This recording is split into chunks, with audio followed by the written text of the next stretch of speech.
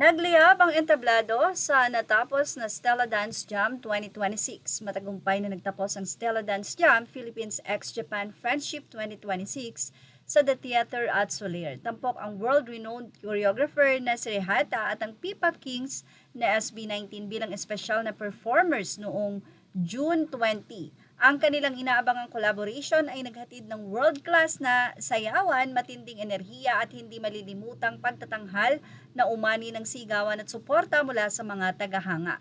Bilang bahagi ng pagdiriwang na ika-17 or ika-70 anibersaryo ng pagkakaibigan ng Pilipinas at Japan, pinagsama ng Stella Dance Jam ang mga mahuhusay na mananayaw at performers mula sa dalawang bansa upang itaguyod ang cultural exchange sa pamamagitan ng sining ng sayaw.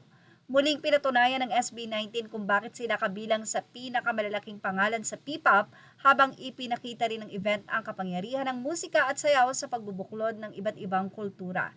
Isang gabi ng talento, inspirasyon at pagkakaibigan na tiyak na mananatili sa alaala ng mga nakasaksi. Samantala, nakakatuwa naman ang naging exit ng SB19 habang nagkakaroon ng kasiyahan ay kinakailangan na nga po ng SB19 na mamahinga. So, habang sila ay nakikipag-jam din naman sa sayawan na yon, makikita na kung ano-anong tema, paraan ng pag-exit ang ginawa ng SB19. Narito po at inyong panuurin.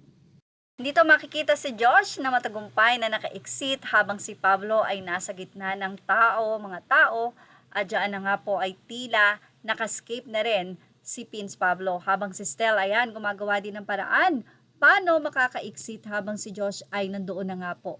Ayan si Ken, paatras-atras at nakalabas na.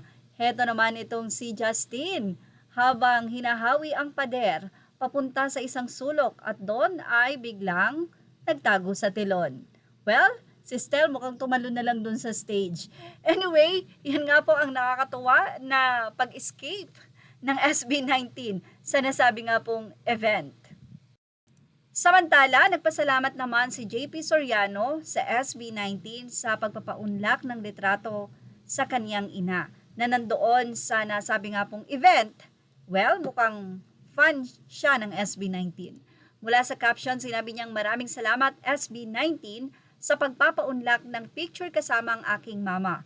At 75 years old, she is truly one of your biggest supporters. Mama dressed up and prepared for this event tonight, and this meant so much to her, lalo na dahil dumaan at dumaraan pa rin siya sa health issues. This special moment gave her a much-needed break and truly filled her heart with joy. Salamat uli at SB19 Style, SB19 Ken, SB1918, SB19 Pablo, SB19 Justin, and SB19 Josh Cullen.